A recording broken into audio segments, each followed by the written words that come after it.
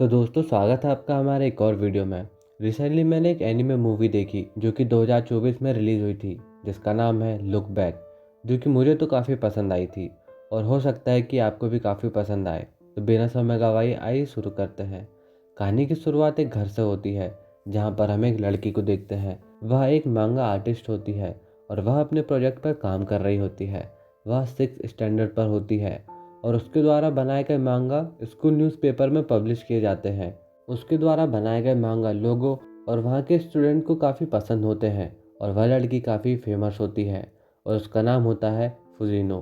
Fujino ने recently एक मांगा लिखी होती है और उसे पब्लिश किया गया होता है और वहाँ के टीचर्स उसके मांगा के बारे में सभी को बता रहे होते हैं कि वे काफ़ी अच्छे हैं और उसके फ्रेंड भी उसकी काफ़ी तारीफ़ कर रहे होते हैं कि वह एक बेहतरीन मांगा आर्टिस्ट बन सकती है। जिसमें फुजिनो कहती है, अरे नहीं, पता नहीं मैं ये सब कर पाऊंगी क्या नहीं। यहाँ सारे टाइम डेस्क पर बैठना पड़ता है और यह सब मुझे बिल्कुल पसंद नहीं। तब उसकी फ्रेंड कहती है कि तुम स्पोर्ट काफ़ी अच्छा खेलती हो, तो तुम एथलीट भी बन सकती हो। जिस पर उसका फ्रेंड कहता है तुम कुछ भी बनो, लेकिन मुझे ऑटोग्राफ ज़रूर दे देना। तभी फुजिनो के टीचर उसे बुलाते हैं और वे उससे कहते हैं कि स्कूल के मांगा स्लॉट में एक स्लॉट अभी खाली है, तो क्या तुम वह स्लॉट कियोमोटो को दे सकती हो। जिसमें फुजिनो कहती है कि वह साथ वाले क्लास की लड़की जो कि स्कूल आने पर भी बेहद ज़्यादा डरती है। जिसके बाद फुजिनो उसे वह स्लॉट देने के लिए तैयार हो जाती है और वह कहती है कि मांगा बनाना यूँ आसान नहीं होता और क्या वह लड़की जो घर से निकल तक नहीं पाती है वह कोई अच्छा मांगा लिख भी पाएगी। और यहाँ पर फुजिनो को बिल्कुल उम्मीद नहीं होती है कि वह लड़की कुछ खास कर पाएगी और उसे कुछ भी कंपटीशन दे पाएगी। जिसके बाद वह बेफिक्र होकर घर चली जाती है। अब एक नया दिन आता है और कियोमोटो के द्वारा लिखा गया मांगा पब्लिश किया जाता है और जैसे ही फुजिनो उसे देखती है वह उसे पढ़कर दंग रह जाती है। उसे विश्वास ही नहीं हो रहा होता है कि कियोमोटो इतना बढ़िया मांगा लिख सकती है और पूरे क्लास में उसकी यानी कियोमोटो की तारीफ की जा रही होती है और कुछ तो कियोमोटो को फुजिनो से बेहतर बता रहे होते हैं। तो स्वाभाविक सी बात है कि यह बात फुजिनो को तो पसंद नहीं आ रही होती है। उसे काफ़ी गुस्सा आ रहा होता है और फुजिनो मन ही मन उसे अपने कॉम्पिटिटर मान चुकी होती है और वह गुस्से गुस्से में अपने घर पहुंचती है और वह मांगा की प्रैक्टिस जोरों से शुरू कर देती है और समय बीतता चला जाता है और फुजिनो अपनी मांगा की तैयारी में खो सी जाती है और काफ़ी समय बीत जाने के बाद फुजिनो अपनी क्लास में होती है और अब वह नेक्स्ट या मिडिल स्कूल में जाने वाली होती है। तब उसकी फ्रेंड उसके पास आती है और वह उससे कहती है कि तुम काफ़ी समय से हमारे साथ खेलने नहीं आ रही हो और तुम सारे दिन बस ड्राइंग पर लगी रहती हो। क्या तुम साल भर ऐसा ही करते रहोगी? और अगर तुम ऐसी ही रही तो तुम्हारा कोई फ्रेंड नहीं बचेगा। और वहाँ से चली जाती है। फुजिनो अपने ड्राइंग को लेकर बेहद ज़्यादा सीरियस हो चुकी होती है और इस वजह से उसे कम मार्क्स भी आ रहे होते हैं और उसकी फैमिली भी इससे काफ़ी परेशान होती है। कुछ दिनों के बाद मांगा को क्लास के न्यूज़पेपर में फिर से पब्लिश किया जाता है, जिससे कि फुजिनो काफ़ी ध्यान से पढ़ रही होती है और वह पढ़ने के बाद फुजिनो डिसाइड करती है कि वह अब ड्राइंग नहीं करेगी और वह अपनी लाइफ पहले की तरह नॉर्मल तरीके से जिएगी। और वह ठीक ऐसा ही करती है। वह फिर से अपने फ्रेंड के साथ खेलने जाती है और अपनी लाइफ को पूरी तरीके से नॉर्मल कर लेती है और कुछ समय बाद फुजिनो अपने मिडिल स्कूल पर आ जाती है। तभी फुजिनो को टीचर उसे अपने पास बुलाते हैं और वे उसे कियोमोटो का डिप्लोमा देते हैं और वे कहते हैं कि वह कियोमोटो का डिप्लोमा उसके घर तक पहुंचा दे। जिस पर फुजिनो स्टार्टिंग में थोड़ा हिचकिचाती है, लेकिन वह अपने टीचर की बात मानती है और वह उसका डिप्लोमा देने उसके घर पहुंचती है। फुजिनो कियोमोटो के घर पर होती है, लेकिन उसके घर का दरवाज़ा पहले ही खुला होता है। तब वह उसके अंदर जाती है और वह देखती है कि वहाँ पर कोई नहीं होता है, लेकिन वहाँ पर ढेर सारी ड्राइंग कॉपीज पड़ी होती है, जिसे देखकर वह थोड़ी हैरान होती है क्योंकि इतनी ड्राइंग तो उसने खुद भी नहीं बनाई होती है। तभी उसकी नज़र वहाँ पर पड़े एक पेपर पर जाती है, जिस पर वह कुछ ड्रॉ करती है जो कि कियोमोटो के बारे में कुछ होता है कि कियोमोटो घर के अंदर घुसे रहने में चैंपियन है। तभी वह पेज उसके हाथ से गलती से छूट जाता है और वह सीधे कियोमोटो के कमरे पर चला जाता है। जिसके बाद क्या होना था, फुजिनो वहाँ से डर कर भागने लगती है। इधर वह पेज कियोमोटो के पास पहुँचता है और वह तुरंत दौड़ते हुए बाहर निकलती है और फुजिनो को रोकने के लिए वह उसके पीछे दौड़ती है और वह कहती है मास्टर फुजिनो। और जैसे ही फुजिनो यह सुनती है वह तुरंत रुक जाती है। कियोमोटो फुजिनो के पास पहुंचती है और कियोमोटो कहती है कि मैं आपकी बेहद बड़ी फ़ैन हूँ और मैंने आपके सभी मांगा पढ़े हैं, क्या तुम मुझे अपना ऑटोग्राफ दे सकती हो। जिस पर फुजिनो उसे ऑटोग्राफ देने के लिए तैयार हो जाती है और वह उसे ऑटोग्राफ देती है। कियोमोटो फुजिनो से पूछती है कि अचानक तुमने 6th स्टैंडर्ड में तुमने मांगा बनाना क्यों बंद कर दिया, जिस पर फुजिनो उसे बताती है कि वह मांगा कॉन्टेस्ट के लिए स्टोरी सोच रही है, इसलिए उसने ऐसा किया। जिस पर कियोमोटो बेहद एक्साइटेड होती है और अब उसे यह जानना होता है कि वह क्या स्टोरी लिख रही थी। जिस पर फुजिनो उसे कहती है कि उसने सब कुछ सोच कर रखा है और बस उसकी ड्राइंग बाकी है, और जैसे ही वह पूरी हो जाएगी वह उसे स्टोरी ज़रूर बताएगी। तभी वहाँ पर बारिश शुरू हो जाती है, जिस कारण फुजिनो अब घर जाने लगती है। फुजिनो अपने रास्ते पर होती है और वह मन ही मन काफ़ी खुश होती है और वह खुशी के मारे झूम रही होती है। वह अपने घर पहुँचती है और वह घर आकर अपने मांगा पर काम करने लगती है। अगला दिन वह स्कूल जाती है और स्कूल के बाद वह कियोमोटो के घर पहुँचती है, जहाँ पर कियोमोटो ने पहले ही बैकग्राउंड तैयार रखे होते हैं, जिससे कि वह काफ़ी खुश होती है।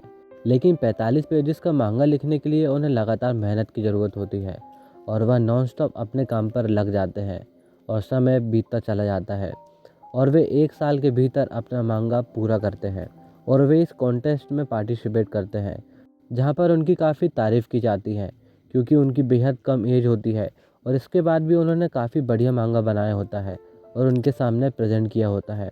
कियोमोटो और फुजिनो इससे काफ़ी खुश होते हैं और आगे हम देखते हैं कि फुजिनो कुछ पैसे के साथ कियोमोटो के पास पहुंचती है और वे शहर घूमने का प्लान बनाते हैं। इससे कियोमोटो शुरुआत में थोड़ी हिचकिचाती है, लेकिन वह शहर घूमने के लिए तैयार हो जाती है। इसके बाद वे शहर घूमने के लिए निकल पड़ते हैं। वे मूवीज़ देखते हैं, बढ़िया खाना खाते हैं और ऐसे कई हसीन खुशियों के पल साथ बिताते हैं। और कियोमोटो, जो कि घर से बाहर तक नहीं जा रही होती है, आज वह पूरे शहर में घूम रही होती है, इसलिए वह फुजिनो का धन्यवाद करती है। वे अब साथ में होते हैं और वे साथ में ज़्यादा से ज़्यादा समय बिताने लगते हैं और वे साथ में ही मांगास बना रहे होते हैं और यह सिलसिला यूं ही जारी रहता है।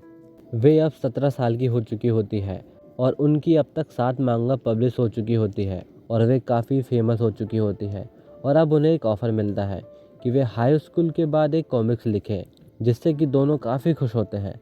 लेकिन अगले दिन जब वे मिलते हैं तब कियोमोटो थोड़ी घबराई सी होती है। वह उसे बताती है कि वह आर्ट्स का कॉलेज ज्वाइन करना चाहती है, इसलिए अब वह उसके साथ मांगा बनाने में मदद नहीं कर पाएगी। अचानक यह सुनकर फुजिनो को काफ़ी बुरा लगता है, लेकिन वह खुद को संभालती है और वह उससे कहती है, ठीक है, वैसे भी तुमसे बैकग्राउंड ही तो बनाया करती थी और इसके लिए मैं कुछ लोगों को हायर कर लूँगी। और हम यहाँ पर देख पाते हैं कि फुजिनो को काफ़ी बुरा लग रहा होता है कि कियोमोटो उससे दूर जा रही होती है और वह आगे कहती है कि आर्ट्स कॉलेज में डिग्री लेने से कोई फ़ायदा नहीं होता है, उनको तो अच्छे से जॉब भी नहीं मिलती है। और यहाँ पे अब दोनों को काफ़ी बुरा लग रहा होता है, लेकिन कियोमोटो वहाँ जाने का फ़ैसला कर चुकी होती है और अब फुजिनो बेहद ज़्यादा गुस्से में होती है और वह गुस्से में उसे कहती है कि तुम किसी से एक शब्द तो अच्छे से बात नहीं कर पाती हो, तो वहाँ कैसे रह पाओगी, और अगर तुम मेरे साथ रहती हो तो तुम्हें कभी भी ऐसा फेस नहीं करना पड़ेगा। फुजिनो ऐसा इसलिए करती है क्योंकि वह उसे हर हालत में रोकना चाह रही होती है। वह चाह रही होती है कि कियोमोटो हमेशा उसके साथ रहे, जिस पर कियोमोटो रिप्लाई करती है कि मैं सब कुछ हैंडल कर लूँगी और आखिर कब तक मैं तुम्हारे सहारे रह सकती हूँ, मुझे खुद भी कुछ करना है, मुझे एक बेहतर आर्टिस्ट बनना है, इसलिए मुझे जाना होगा। और यहीं पर दोनों की बातें ख़त्म होती हैं और वे दोनों अपने अपने रास्ते निकल पड़ते हैं और देखते ही देखते वे अपने कामों में व्यस्त हो जाते हैं। एक दिन फुजिनो कुछ नए लोगों के लिए अपने साथी से बात कर रही होती है क्योंकि उसके प्रेजेंट के लोग अच्छे से काम नहीं कर रहे होते हैं, इसलिए उसे कुछ नए लड़कों की ज़रूरत होती है जो कि मन लगाकर उसके साथ काम कर सकें। तभी उसे एक न्यूज़ मिलती है कि एक आर्ट्स कॉलेज में एक हत्यारे ने अचानक वहां पर हमला किया, जिसमें कई लोग मारे गए। और यह बात सुनकर फुजिनो घबरा जाती है और वह तुरंत कियोमोटो को कॉल करती है क्योंकि कियोमोटो भी उसी आर्ट्स कॉलेज में होती है, लेकिन वह उसका कॉल नहीं उठाती है। और कुछ समय बाद उसे पता चलता है कि कियोमोटो वहाँ पर मारी गई और इससे फुजिनो को झटका सा लगता है। वह बेहद ज़्यादा दुखी होती है और वह किसी से बात तक नहीं कर पा रही होती है और अब वह उसके घर के सामने खड़ी होती है और वह चुपचाप होती है।